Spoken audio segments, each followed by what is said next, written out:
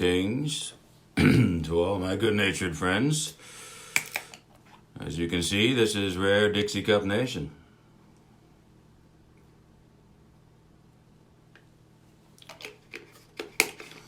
We got the Powerade, which is getting harder and harder to get. People buying it up off the shelf.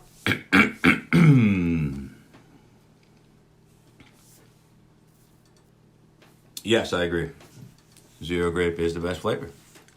It is the best flavor. So if you care, you can go ahead and share, because that's pretty much the only way anybody's going to get any notifications anymore, because my notifications are like a 50-50 success failure rate. So I'm going to clear up some things. Speaking of clear honesty showing up, I'm going to do some clear honesty on this. And it's going to be pretty quick. Part of my briefing here for everybody. This lie, I think this pervasive, pernicious, insidious lie that has grown like a cancer from the Breitbart, Horowitz, Bannon, Coulter, Malkin crowd is out of control and must be addressed. If no one else is going to address it, then I'll address it. This whole notion of Jeff Sessions calling Tommy Tuberville, a amnesty candidate, and people out there saying he's in lockstep with big tech. You go ahead and find me the evidence that any of this has a shred of proof. All of this stems from a audio recording in August where they're asking him about immigration. And he says, you know, people are coming across the border and they want to work here and we need workers across the border. Of course, that's exactly what Donald Trump says. But he also said they have to come in the right way and they have to become... they have to go through the system. They have to go through it the right way. That's exactly what the phrase was that he said. And they twisted it and turned it into something about amnesty, which is ridiculous. And then saying that he's all for H-1Bs and H-1B, or H-2Bs and all this other nonsense. Couldn't be further from the truth. This guy's a straight shooting, straight talking, shoot from the hip Southerner. He's got no time for amnesty. He wants to build a wall, and he wants to build it even 10 feet higher than what we already have. I've checked with his campaign. This lie is constructed because Jeff Sessions has only one redeemable quality that he presented as a senator, and that was he was a hardliner on immigration. Ask yourself, how'd that work out for Jeff Sessions? How'd that work out for us? How'd it work out for Donald Trump when he took over the highest law enforcement agency in the land, when he was the Attorney General? I would submit to you that we had some of the highest spikes of illegal immigration that we've ever had. I would also submit to you we had some of the biggest court battle failures on stopping sanctuary cities, stopping grant flow money from going there. We defeat after defeat.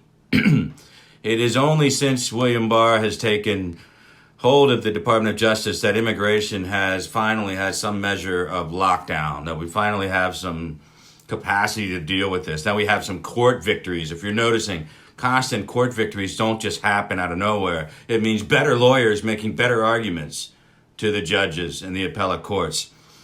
And I'm telling you what, all of that is run and overseen by the Attorney General. All right? And by that metric and by every other measure known to man throughout political history in the United States of America, since the inception of Attorney General, Jeff Sessions has been an unmitigated, absolute, unequivocal failure.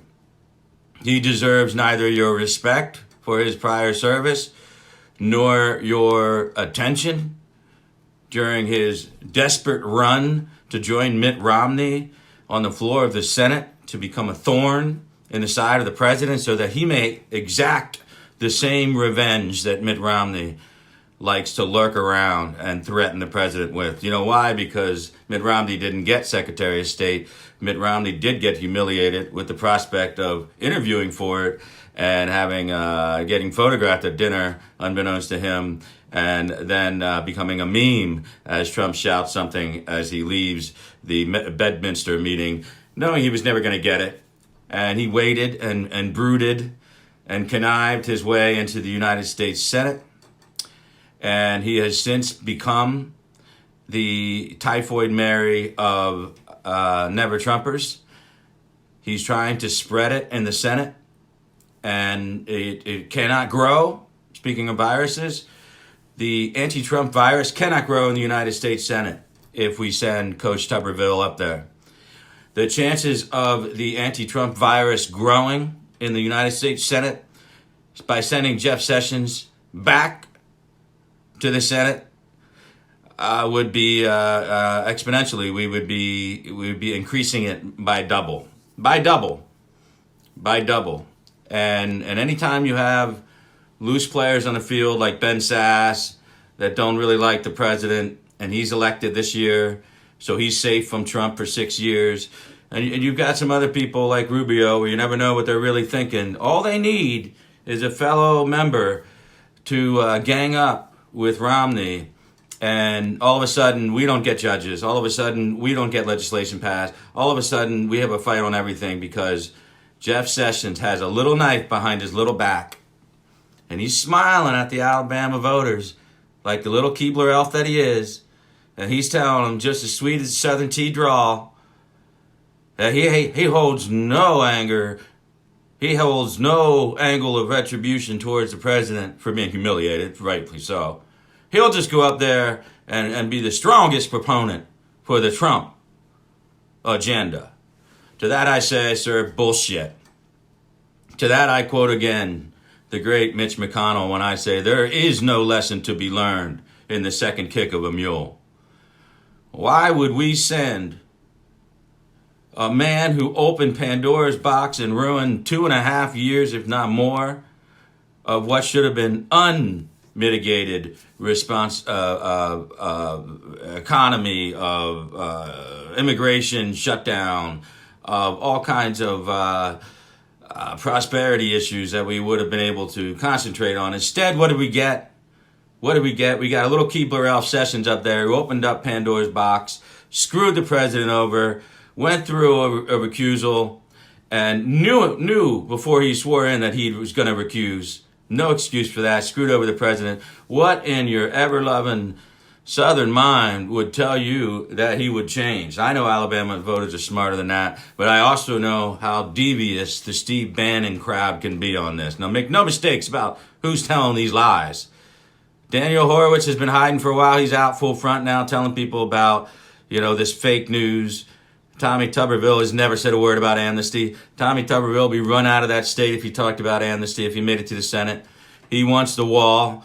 And if you're going to come across that border, you better stop it and check in and do it the right way and show up for your court appearances if you plan on getting anywhere for a temporary worker program in the United States of America. You made that very clear in the very statement that they're twisting and cutting like CNN or MSNBC does. That's how evil Jeff Sessions is. That's how intent he is to get up there and backstab the president of the United States of America. That's how intent Jeff Sessions is on getting his revenge on Donald Trump. He will twist and lie about a tough-as-nails football coach who couldn't give a rat's ass about what Facebook's needs are with visas.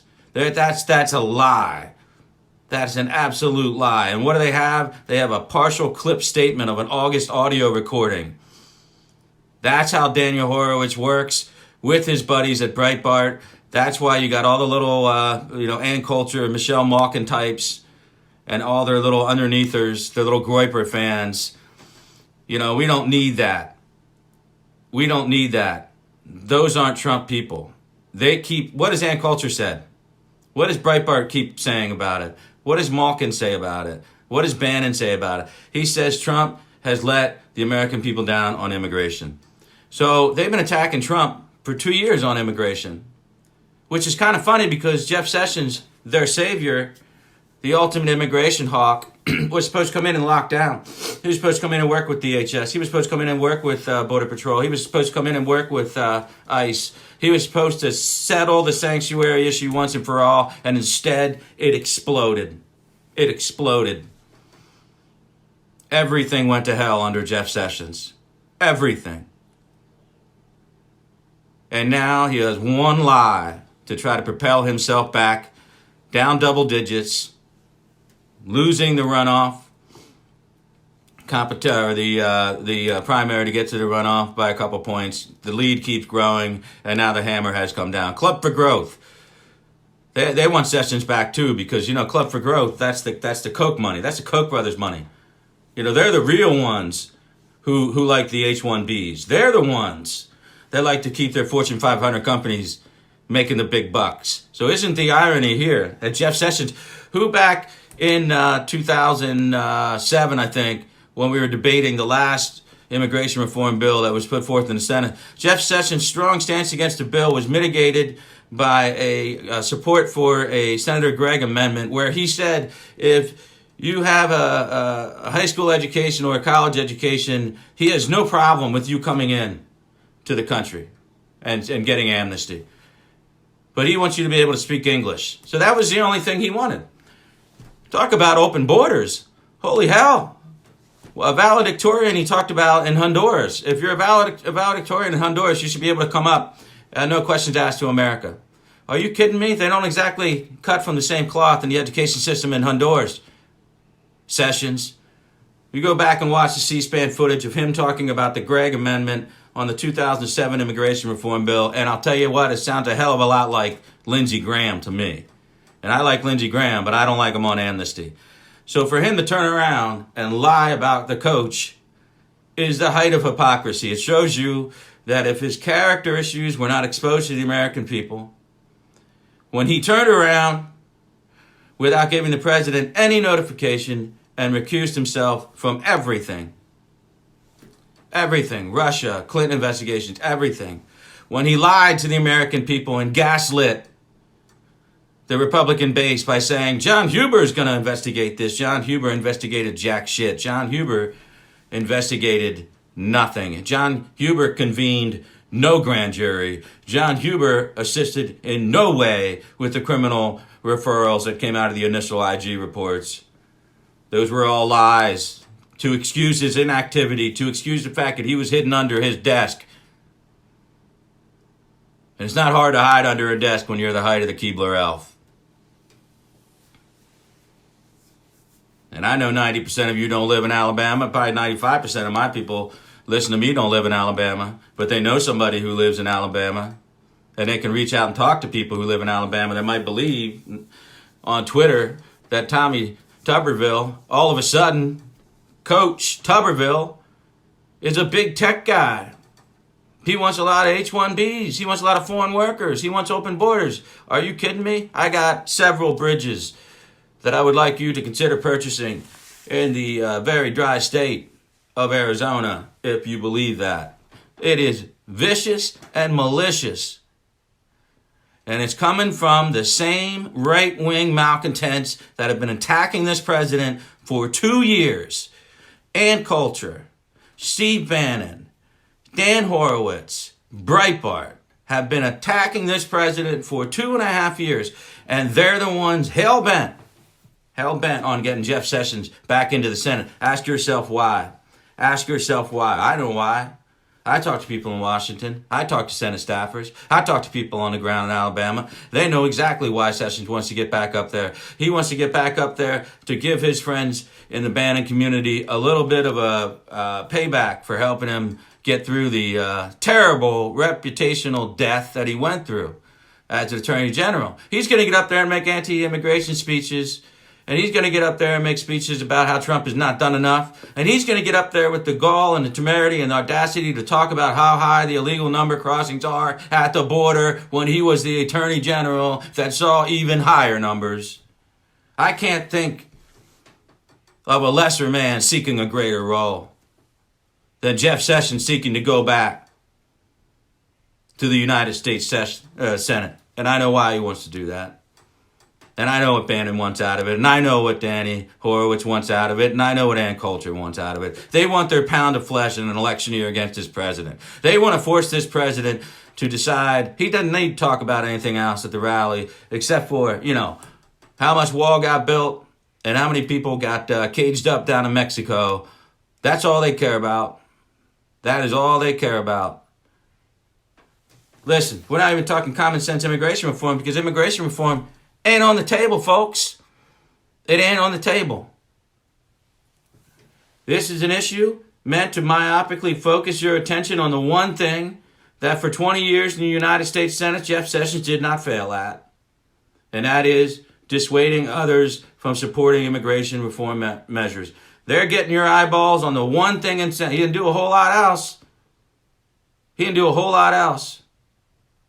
But put that Southern charm on, that little Keebler smile, and stand up there and tell everybody that we can't afford it. We can't afford to let everybody in unless they're, a valedictorian in Honduras. Then come on up. Or if you're college educated in Mexico, come on up. Get yourself a green card, stay forever, apply for citizenship. He's all about amnesty as long as you can speak English. He didn't care about the American worker then, does he?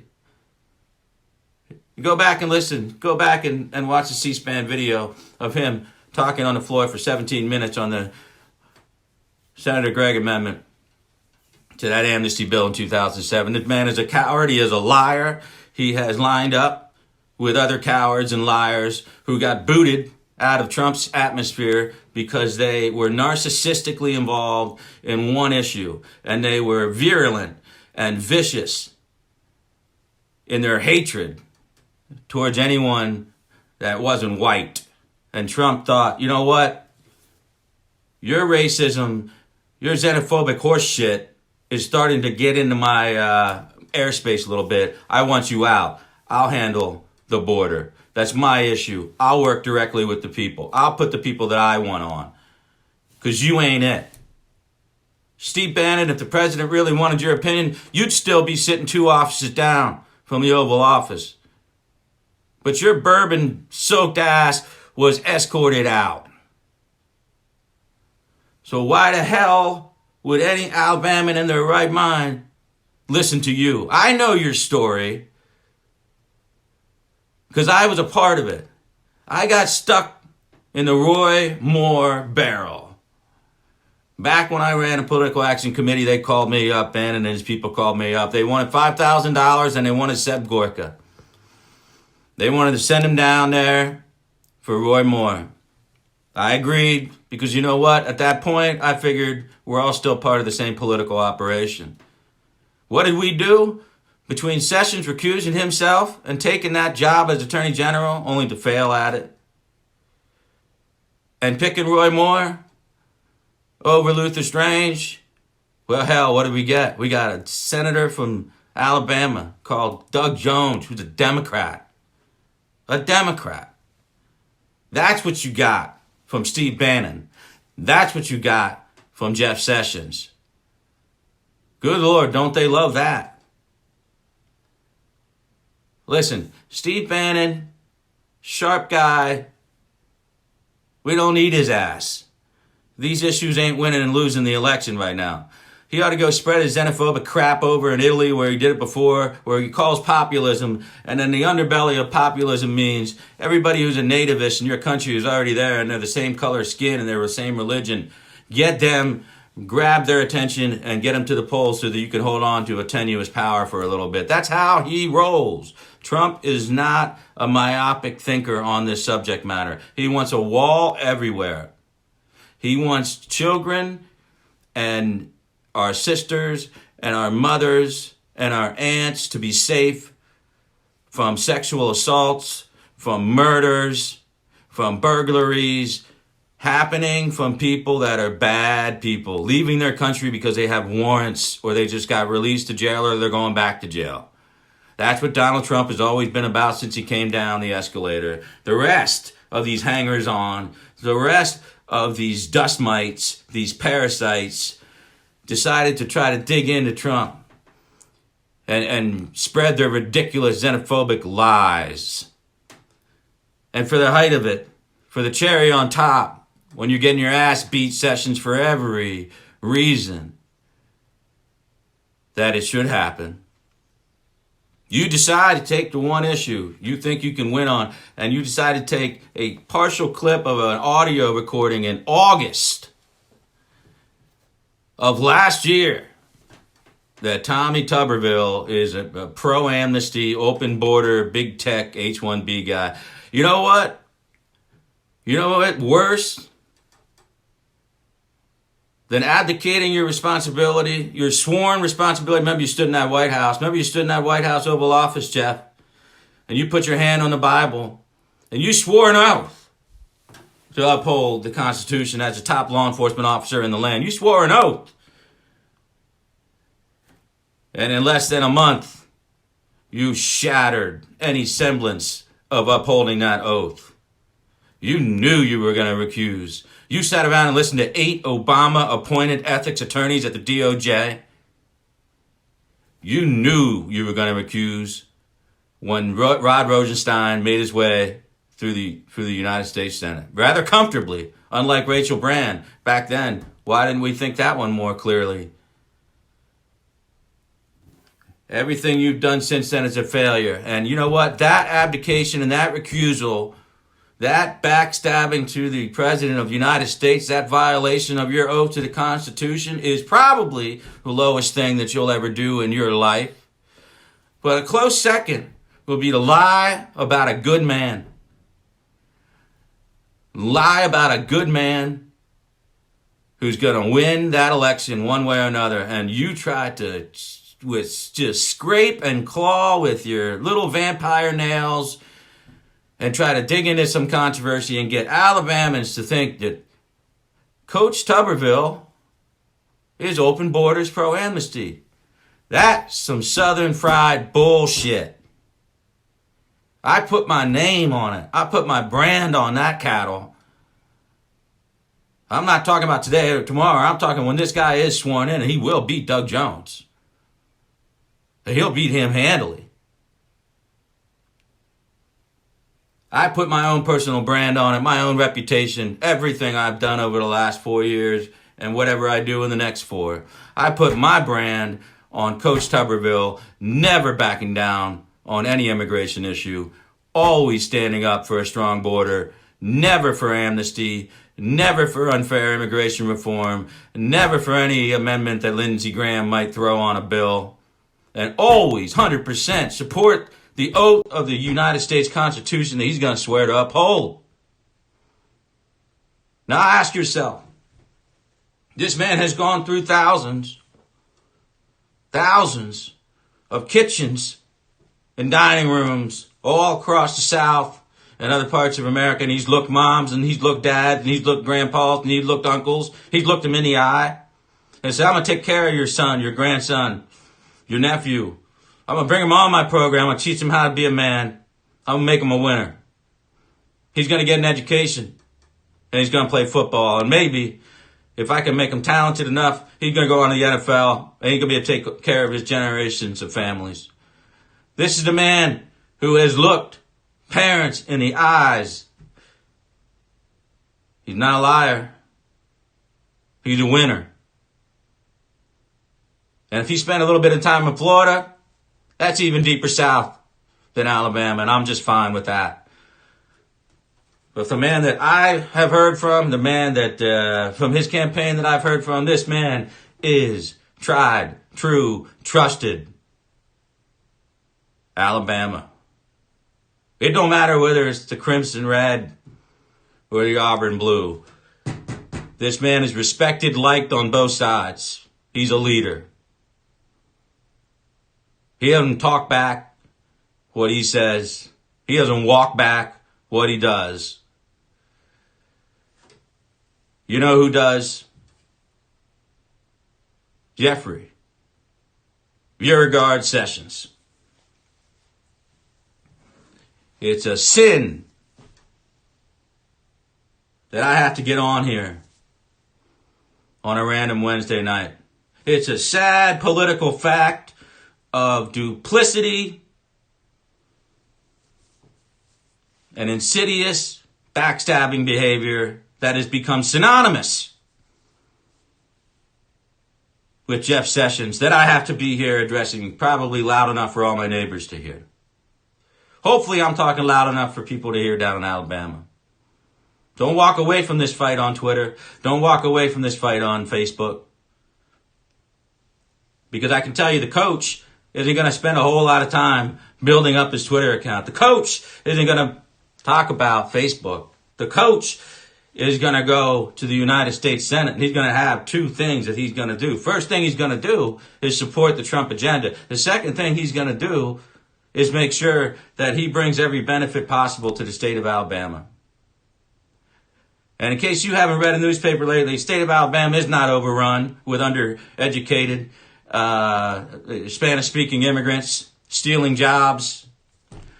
That's not where it's at. He wants to tap into your underlying distrust of anyone of a different creed or color. And it's there. We know it's there. It'll never leave America.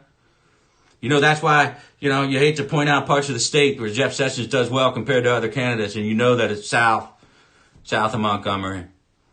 And you know what they're going after. And I think it's despicable. I don't think it's long-term winning politics in the Republican base. I don't think it's wrong to say that we should put America first, and I want to leave it there.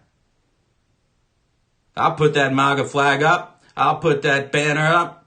America first is what it means. America first. People here. People that have done it right. And if you're here in a guest worker program, you're welcome here. You ain't getting a driver's license, you ain't voting. But you're welcome to make some money and send it back home to the people that can't get that job down in South and Central America. That's what America's always been about. You think we're going to pick all our own strawberries?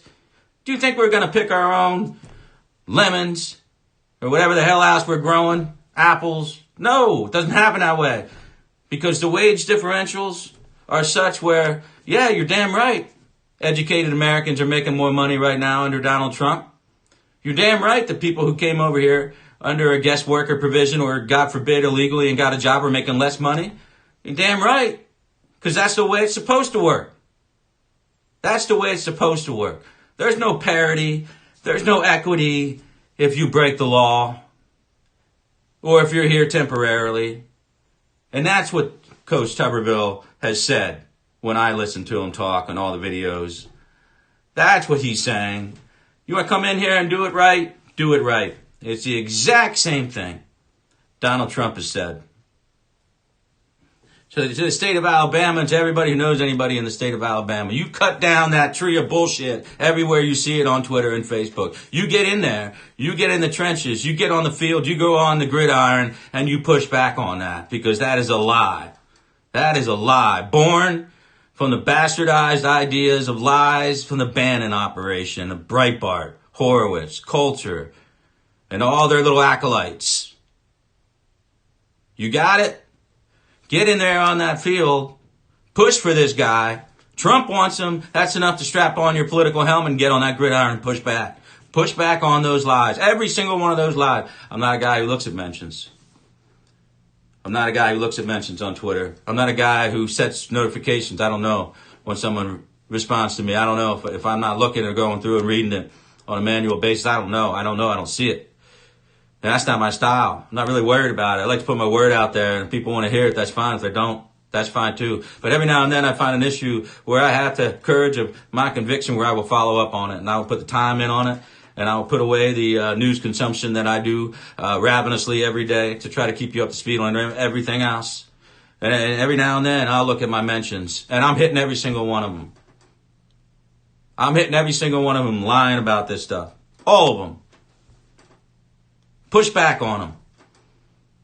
Put it in your notifications if you're if somebody that doesn't have 47,000 followers like I do that like to get rung up like a freaking, a ridiculous amount of notifications and your phone melts, all that shit. I'm telling you, you got one man who stepped up to run for that seat against Doug Jones in Alabama that never said bad or did bad shit to Donald Trump.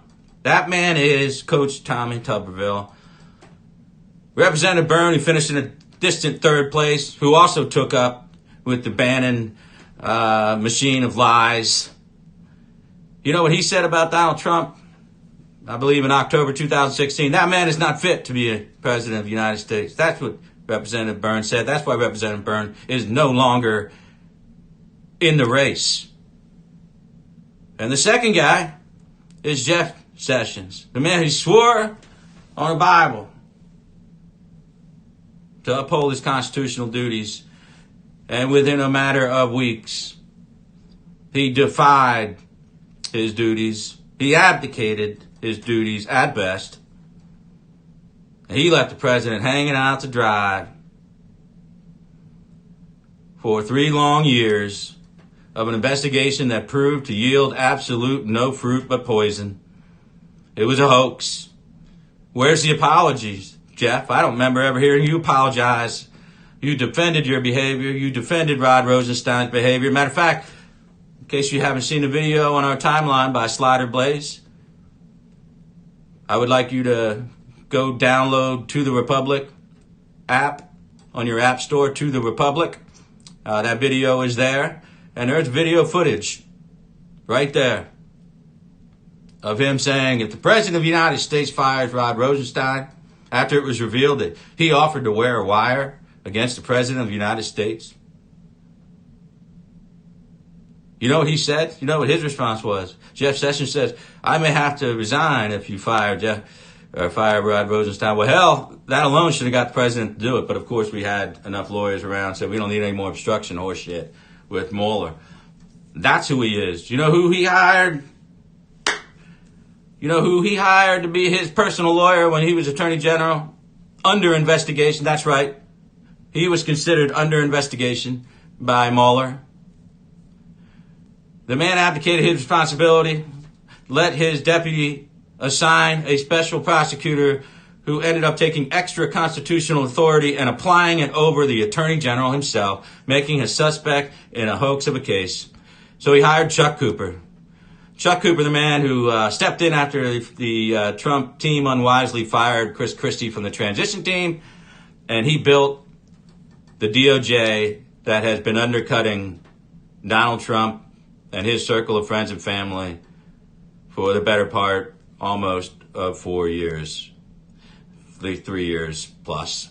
So let me ask you, why would he hire Chuck Cooper as his personal attorney? For the same reason John Bolton hired Chuck Cooper, to fight the president over review of his manuscript for his book. Chuck Cooper represents John Bolton, my friends. Chuck Cooper represents John Bolton in his fight against the president. Chuck Cooper, the very same Chuck Cooper who recommended Rod Rosenstein be number 2, that Jeff Sessions told the president and Don McGahn that Rod Rosenstein should have that job. Chuck Cooper designed all of this.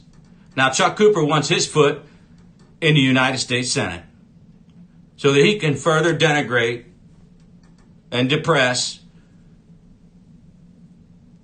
Trump supporters in an election year.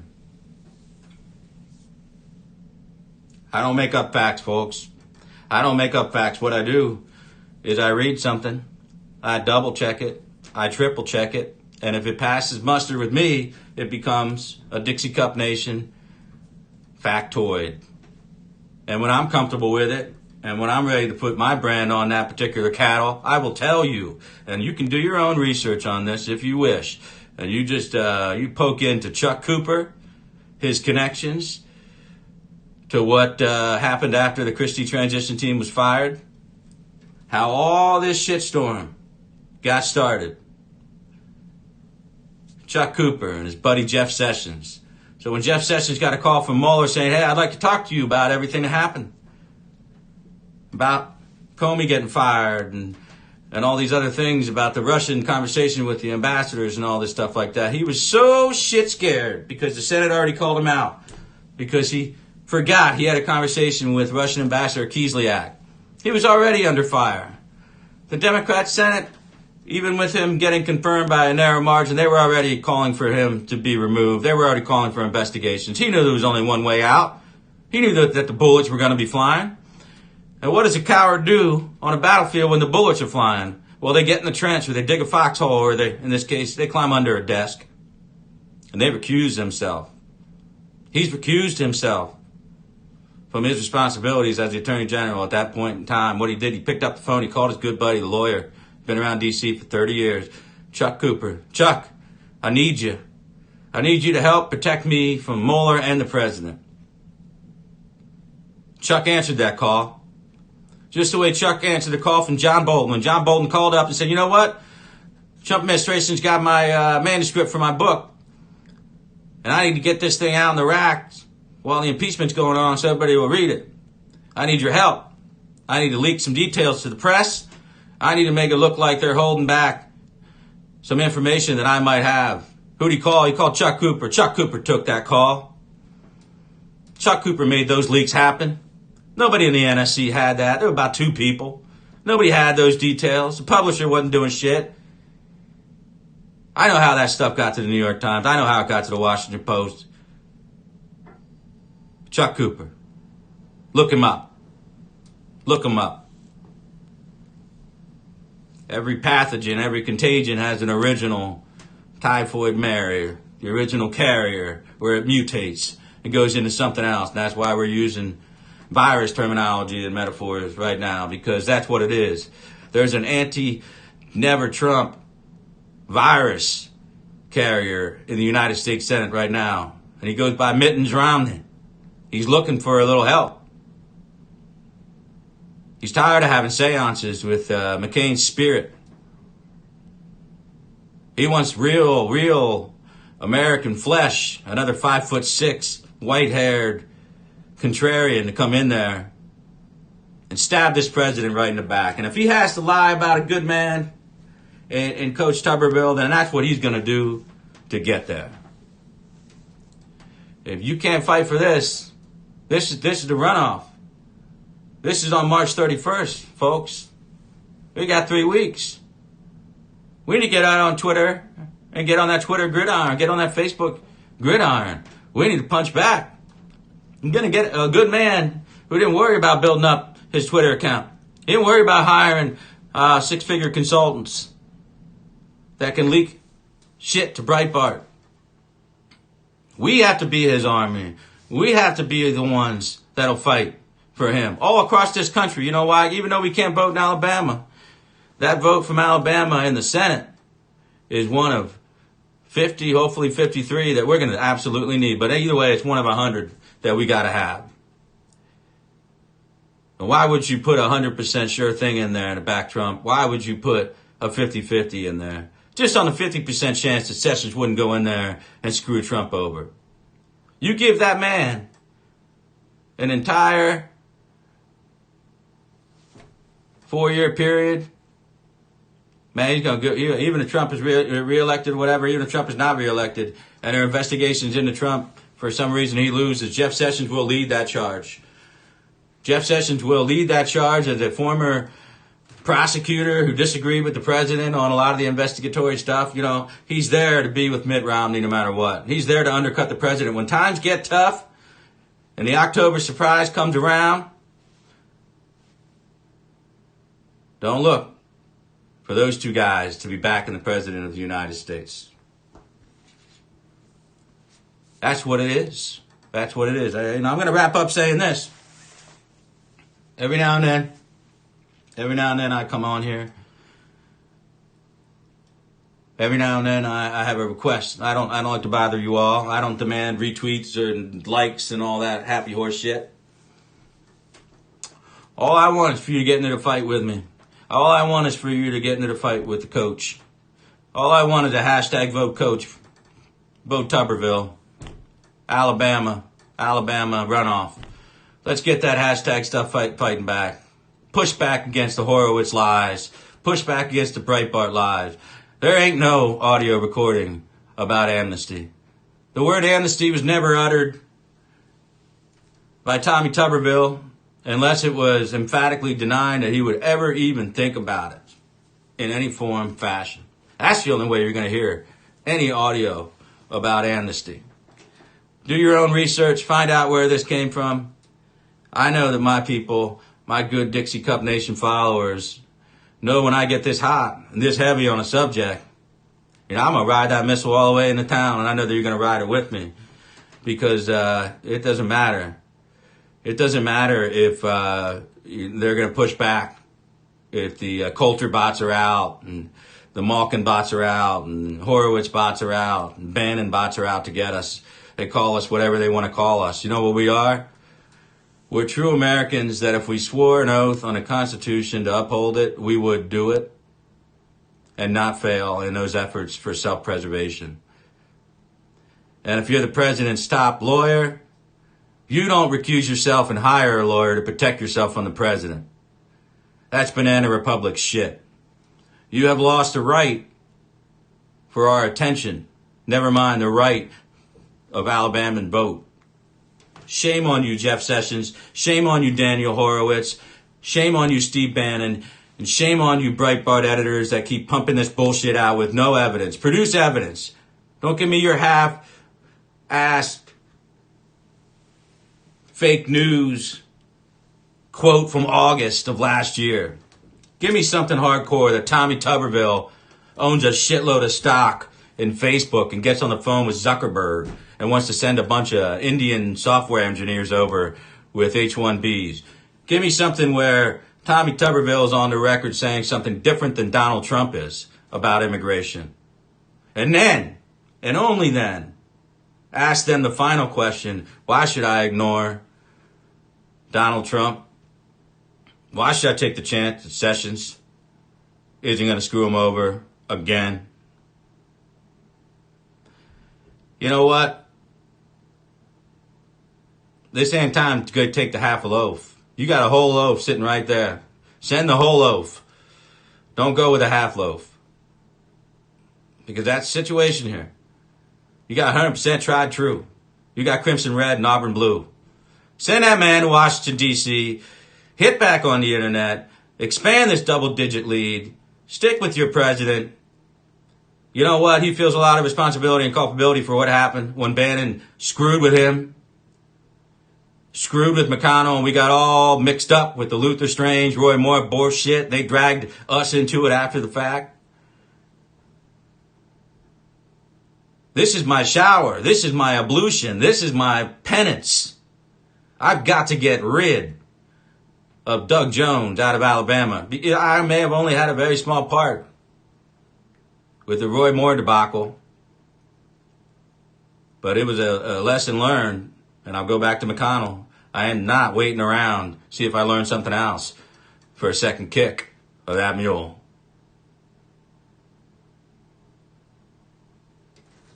Send Coach Tommy Tuberville to Washington, D.C., and if you contact Jeff Sessions at all on Twitter, you tell him not only this is your chance right now where he's actually reading responses. That guy hasn't read anything but comic books under his desk and watching Matlock episodes for a few years. You take this opportunity to tell Sessions when he might be listening what a disappointment he is to you, what a disappointment he was to Trump, how you are not only disheartened, but you actually feel threatened by the fact that he may have altered the course of how we deal with DOJ issues and the executive branch in general for future presidents. He started a fire that went out of control for 3 years. And if William Barr didn't come in and be a man and be everything that Jeff Sessions was not, that fire might still be burning.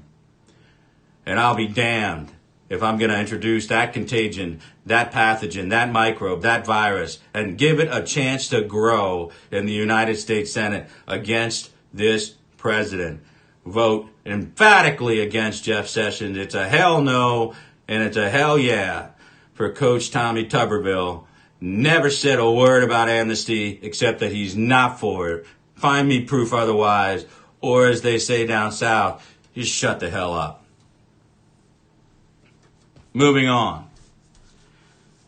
Wild swings in the economy. Lots of questions from a lot of people, including myself, where I got to reach out to economists and professors and people that I know and that I went to school with when I was studying political economics. And I'll tell you what, you got to reboot that education.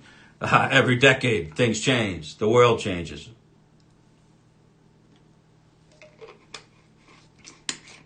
There's a few misnomers out there about the coronavirus, COVID-19. Again, not an epidemiologist, not a virologist, not a doctor of any sort, but I can tell you one thing because I know how to think. We can't stop telling ourselves we only have 1,100 cases. That's like saying,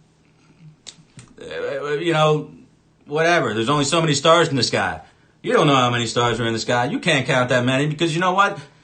There's stars out there that can't get their light to us that we can't see, but they're out there. You understand what I'm saying? No one's been tested. Hardly anyone's been tested. A hell of a lot of people already went through the flu season. Hell of a lot of people already picked up the coronavirus. Hell of a lot of people already beat it off not knowing what it was. To sit here and tell people that 1,100 people is where we're at is absolutely ridiculous, because then I'll tell you what that means. People are going to assume that we're going to exponentially reach higher levels like other countries have reached. That's just simply not true. The protective measures that this country has taken, test kit fail aside, and the fact that we're being delayed by this marching army, this viral marching army, as it moves through Europe, into Western Europe and Middle East, is because we stopped the flights, and because they're locking things down, and because this virus cannot live in post-spring conditions, i.e. the end of April, when 80% of our country will be routinely seeing 75-degree temperatures or higher. That is a marked reduction in surface survivability time for this virus. It changes everything. It changes how often people are stuck inside with each other versus outside. Social distancing is much easier in nice weather, isn't it? And we're learning a lot more about it. We're getting ready to triage this stuff. There's not going to be an overwhelmed U.S. hospital system. And we are moving into temperate conditions where it's not impossible to put up tents without having to worry about all these other meteorological issues and temperature issues. And yeah, we're going to separate people by age, because that's where we know the comorbidity exists and the mortality rate gets exacerbated. What this country learns every day, that we don't have more than 24 people dead, is worth its weight in gold. It's another day closer to the end of the season of this virus at all. And it's another day closer once we're out of it and we have the fastest vaccine created, probably 6 to 8 months, where it can't even get a foothold into us again when it comes back to flu season in November. Listen, the world is on it. Some doing better than others, some not. It's not the first time we've looked over at countries like Italy and Spain and said, what the F are you doing? It ain't the first time. Won't be the last time. Won't be the first time that we have taken a hit in the economy as quickly as we have. We've dealt with it post 9/11. We've dealt with it 2008. Post 9/11, we bounced back fairly quicker. And that was simply because there was much less supply chain disruption. There was much less domestic small business interruption, much less manufacturing disruption. 2008 was a different market explosion altogether. If you forget what happened in 2008, I'll tell you what happened in 2008. During the Bush administration, they just decided to cast aside Glass-Steagall, and they decided the fact that everybody should have a home, and everybody got greedy. The banks got greedy, but the banks also got nervous, so they started doing a lot of variable mortgages. So when the markets shifted, your mortgage shifted. So you thought, I make $60,000 a year. You were buying a $350,000 home with a $1,500 mortgage, and then the market shifted, and your variable rate went up, and all of a sudden you had a $2,000 mortgage. You couldn't afford that. You made it a couple months. You know what? After that, you had to declare bankruptcy or foreclosure or whatever it is. Now, here's the fun part. The banks knew what they were doing. They knew they were walking on a tightrope. They needed a net underneath there. What did they do? They went to AIG, and they insured through AIG all of these bad mortgages so that they could keep lending out, redlining, as they said. Well, AIG went bankrupt because the other ones, Bear Stearns started, Lehman, which, all of a sudden, it's not there. The hedge funds are going down. We've got issues with lending. The crunch happens. That's a very different thing.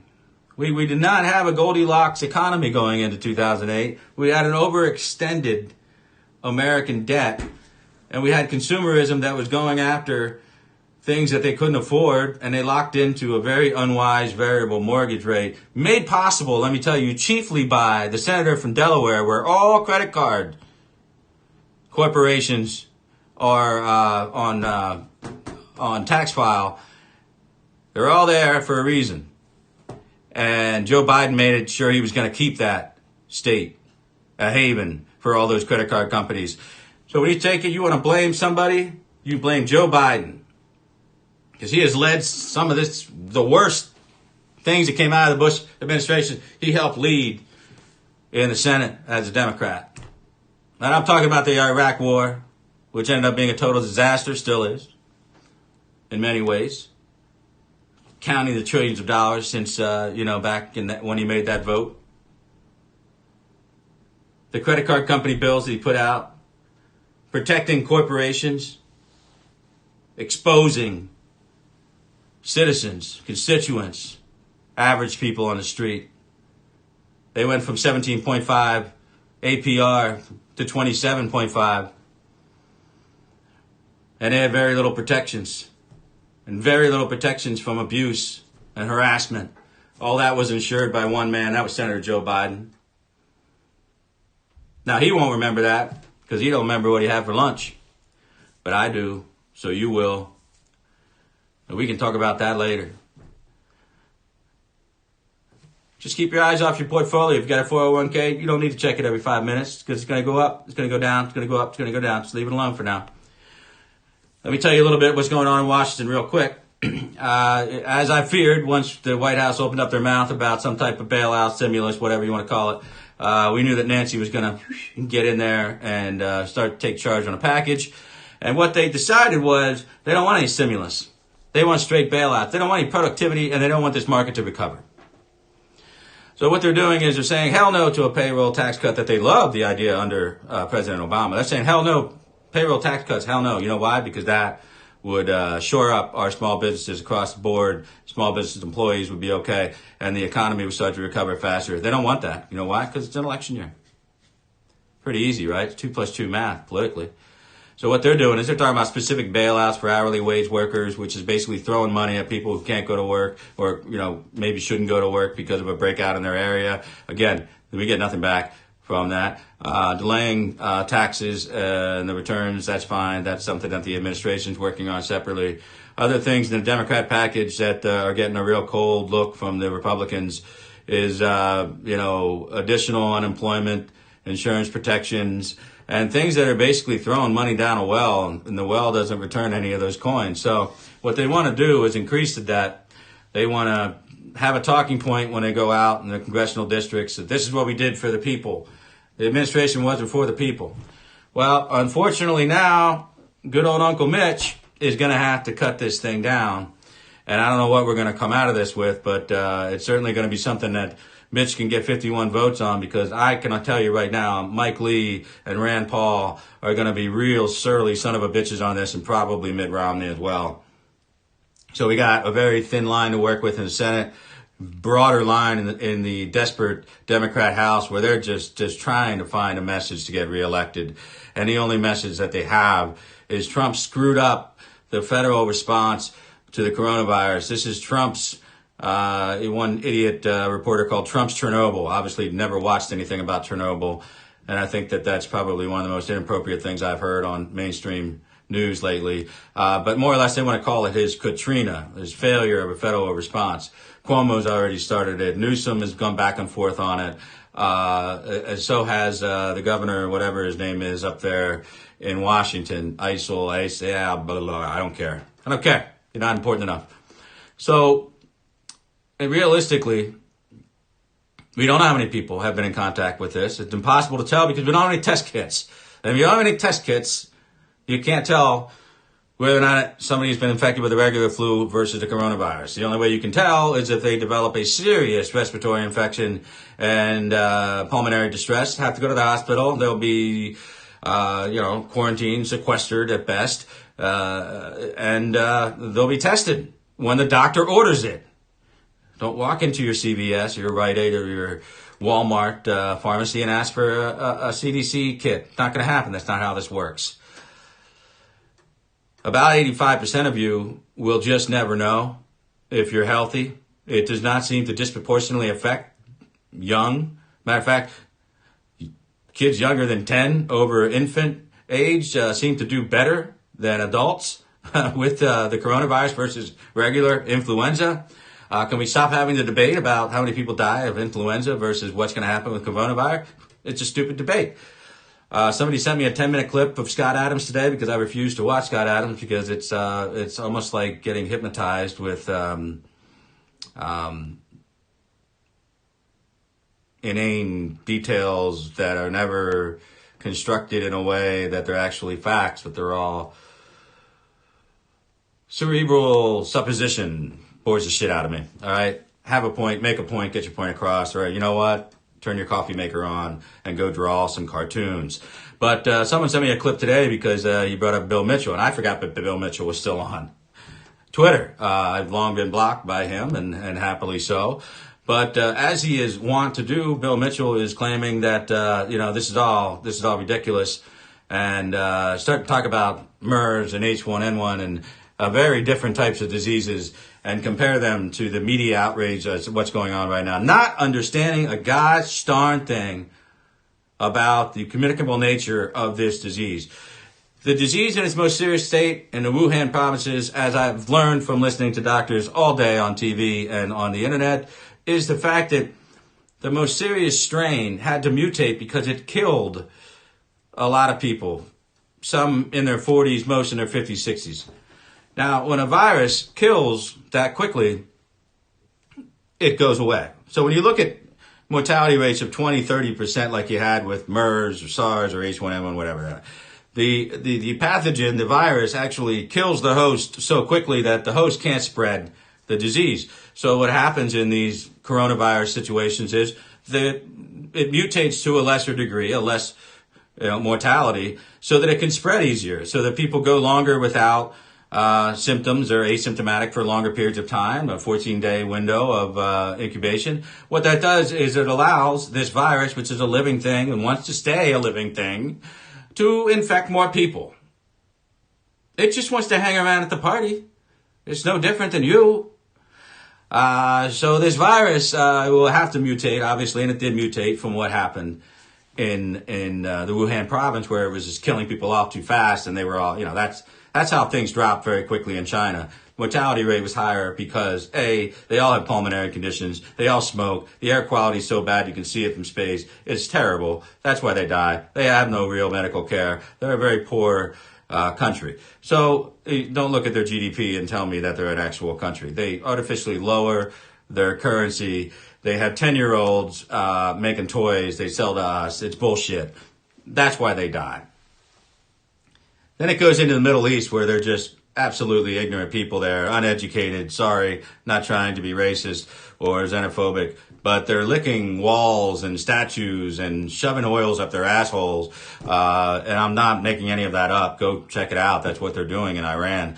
And that's a situation where you just have stupidity and Darwinism starts to take over. So when you get social and medical Darwinism involved, it becomes an evolutionary fact that you will call the herd and the people with the lowest IQs will die off. Now, the spread in Italy, they're handling it in a different way, starting with Milan, Rome, shutting it all down in the north, now just locking the whole country down. We're going to get better figures. We're going to get better figures on what the actual issues are with comorbidity, age, mortality in general rates, infectious rates, what the ratios are. So, as it moves towards Spain, and it has in other countries, we're going to learn more. And it is here, but I think it's here a lot more than what we already know, which is actually good news. Because if you're smart and if you're sick and you keep yourself at home, you're going to be okay. If you develop COVID-19 and you have severe pulmonary distress, then you're going to go to the hospital. And at that point, you'll be tested. If not, you're probably going to have it the same way you have virus, and you're going to pass it through. But if you have influenza or a coronavirus, either way, avoid your parents and grandparents. Don't go hanging around unnecessarily on a train or a plane.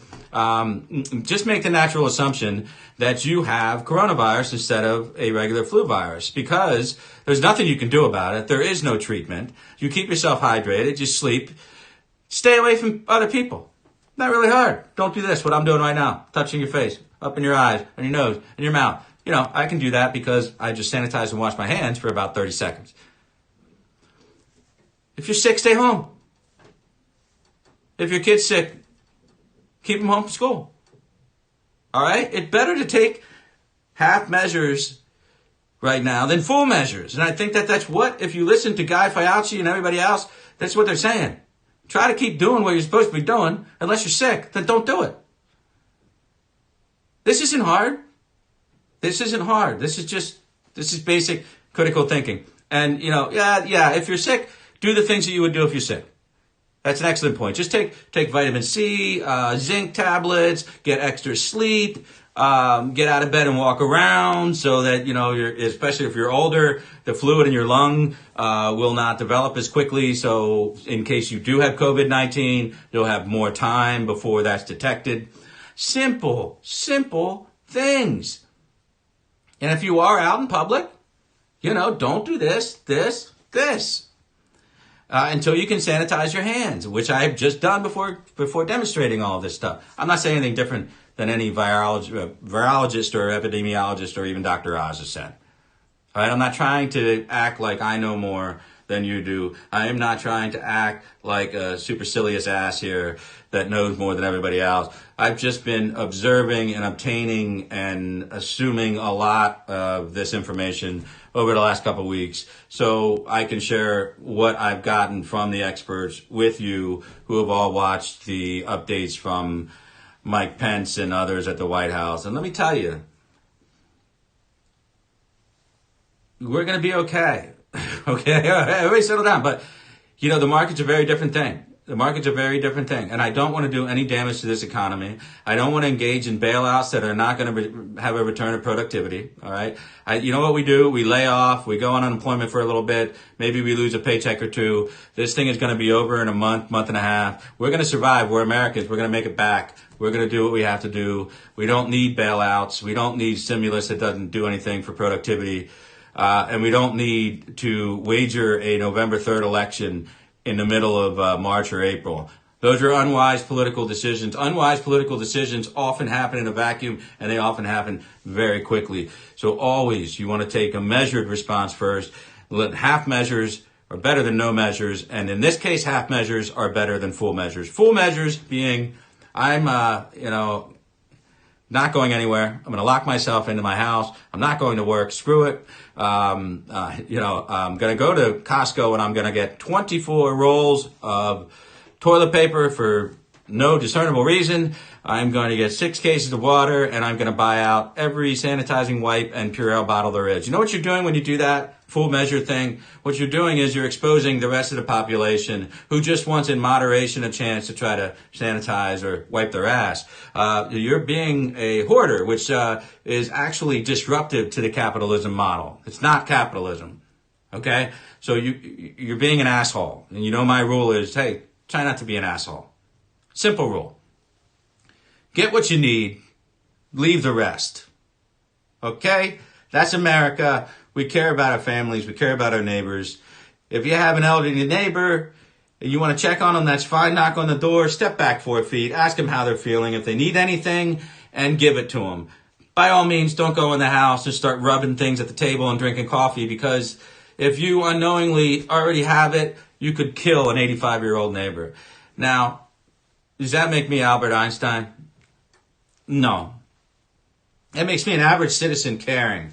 If you have a grandparent, a great aunt, or an older neighbor, call them and ask them how they're doing if you can. If you don't have a number for your neighbor and you're worried you haven't seen them a couple of days, their car hasn't moved, you knock on the door. Be a good person. Be a good neighbor. We're Americans. Step back from the door 4 feet. Ask them if they're okay. If they're not, ask what you can do to help. And if there's something that they need at the store, get it when you go to the store for your own stuff. I'm not reinventing a wheel here. Okay? And you don't need to listen to some smug cartoonist sipping coffee to tell you this kind of stuff. I'm giving it to you straight and not out of my own osmosis of learning by sticking these books on top of my head. I'm serious. I've listened and learned and talked to a lot of people, and that is how I get my information.